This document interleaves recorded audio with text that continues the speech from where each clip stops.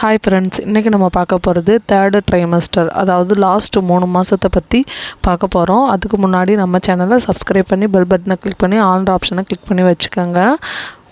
Pregnancy சம்மந்தப்பட்ட எல்லா வீடியோஸுமே என் சேனலில் வரும். அது மட்டும் இல்லாமல் குழந்தை பிறந்த பின்னாடி தாய்ப்பால் சுரக்கிறதுக்கு என்னென்ன பண்ணலாம், அது மாதிரி குழந்தைக்கு தேவையான உணவுகளை பற்றியும், நீங்கள் கன்சீவாக இருக்கும்போது என்னென்ன சாப்பிடலாம் அப்படின்றத பற்றி என் சேனலில் போட்டிருக்கேன். மறக்காமல் செக் பண்ணி பாருங்கள். வாங்க வீடியோக்குள்ளே போகலாம். உங்களோட ப்ரெக்னன்சியில் லாஸ்ட்டு 12 வீக்ஸை தான் கர்ப்பத்தோட லாஸ்ட்டு 3 மாதம் சொல்கிறாங்க. அதாவது தேர்டு ட்ரைமஸ்டர்னு சொல்கிறாங்க. லாஸ்ட்டு 3 மந்த்து முதல்ல இருக்க 3 மந்த்தை விட ரொம்ப எனர்ஜெட்டிக்காகவும் உற்சாகமாகவும் இருப்பீங்க. இந்த டைமில் தான் உங்கள் குழந்தையோட அளவு வந்து பெருசாகிறதுனால கர்ப்பப்பையில் இடம் இருக்காது, அவங்களுக்கு வசதியாகவும் இருக்காது. செகண்ட் ட்ரைமஸ்டரில் குழந்தையோட அசைவு வந்து லைட்டாக தெரியும். போக போக குழந்தையோட அசைவு நல்லாவே தெரிய ஆரம்பிக்கும். இந்த டைமில் உங்களுக்கு பிடிச்ச உணவுகள் சாப்பிட்லாம். ஏன்னா அந்த டைமில் வாந்தி வராது. ஒரு சிலருக்கு வாந்தி வரலாம். குழந்தைக்கு சரியான உணவுகளை மட்டுமே எடுத்துக்கணும். உங்களுக்கு வாய்க்கு டேஸ்ட்டாக இருக்கிறத எடுத்துக்கக்கூடாது. நல்ல உணவுகள், சத்தான உணவுகளை எடுத்துக்கோங்க. உங்களுக்கு ஒவ்வொரு நாளுமே சுமார் 200 கலோரிகள் நிறையா கூடுதலாக தேவைப்படும். நீங்கள் சாப்பிடக்கூடிய உணவுகளில் போதுமான அளவில் விட்டமின், நார்ச்சத்து, தாதுக்கள்லாம் இருக்கான்னு பார்த்துக்கணும். 28 வாரத்துக்கு அப்புறம் வந்து வரக்கூடியது தான் தேர்ட் ட்ரைமஸ்டர். அந்த 28வது வாரத்துலேருந்து உங்கள் குழந்தையோட கண்ணிமைகள் வந்து பாதி அளவு திறந்துருக்கும். குழந்தையோட மூளையில் இருக்கக்கூடிய மையத்தில் இருக்கக்கூடிய நரம்பு மண்டலத்தினால அவங்க உடல் வெப்பநிலையை வந்து கட்டுப்படுத்த முடியும். குழந்தையோட தலையிலேருந்து கால் வரைக்கும் அவங்களோட நீளம் வந்து 250 மில்லிமீட்டராக இருக்கும். அவங்களோட வெயிட் 1 கிலோவாக இருக்கும். உங்களோட 29வது வாரம் இல்லைன்னா 27வது வாரத்துலேருந்து குழந்தையோட உதைக்கவும், அவங்களால உடலை வந்து நீட்டியும், அவங்க வெளியே வந்தால் பொருளை பிடிக்கும் அசைவுகளை செய்கிறதுக்கு இப்பயே பயிற்சி செஞ்சிட்ருப்பாங்க. 28 வாரத்துக்கு பின்னாடி குழந்தையோட கண் வந்து அகலமாக திறந்துடும். குழந்தைக்கு அடர்த்தியான முடி இந்த டைமில் வளர்ந்துருக்கலாம். அவங்களோட எலும்பு மஜ்ஜையிலேருந்து தான் சிவப்பு ரத்த அணுக்கள் உருவாகிக்கிட்டு இருக்கும். இந்த 30வது வாரத்தில் குழந்தையோட வெயிட் வந்து 1 கிலோ 300 கிராம் வரைக்கும் கூடியிருக்கலாம். அவங்களோட நீளம் கூட 270 மில்லிமீட்டராக கூட உயர்ந்திருக்கும். 31வது வாரத்தில் பெரும்பாலான முக்கிய வளர்ச்சி எல்லாமே முடிவடைந்திருக்கும். அவங்களோட வெயிட் இன்க்ரீஸ் ஆகிறது தான் ஃபஸ்ட்டு இந்த வேலையாக இருக்கும். இந்த 31வது வாரத்துலேருந்து 30லேருந்து 32 வாரத்துக்குள்ளேயே குழந்தையோட கால் நகங்கள்லாம் தெரிய ஆரம்பிச்சிருக்கும்.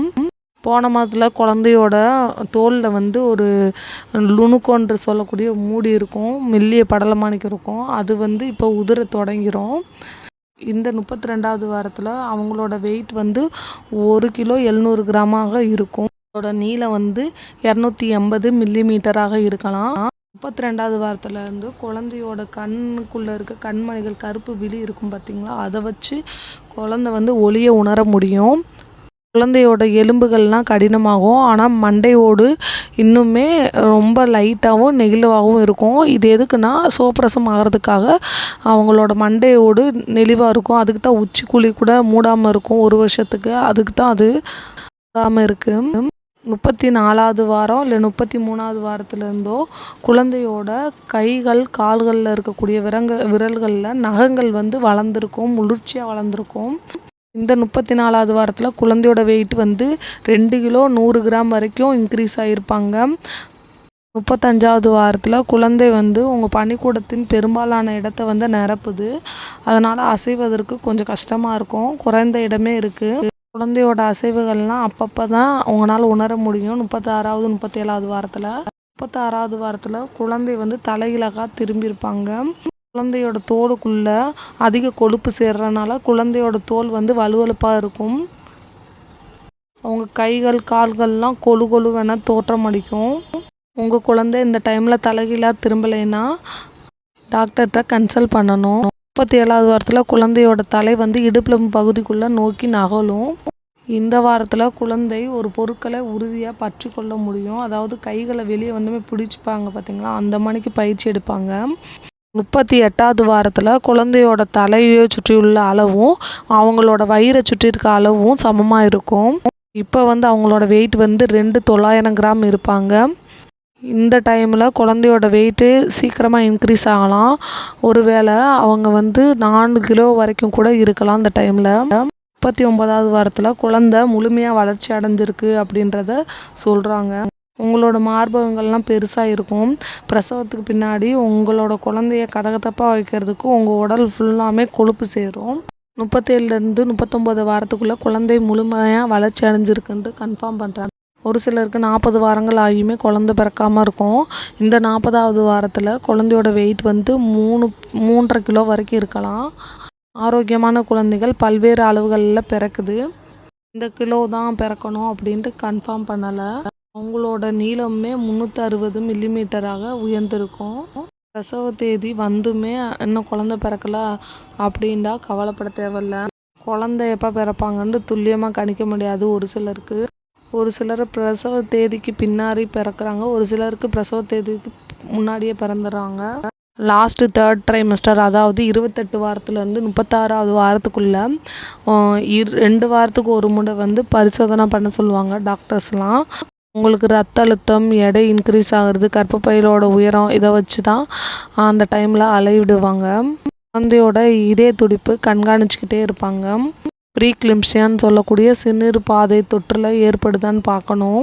அதிக புரதம் வெளியேறது இதெல்லாம் இருக்கா அப்படின்றத கண்காணிப்பாங்க. இந்த டைமில் பொதுவான அறிகுறிகள் பார்க்கலாம்.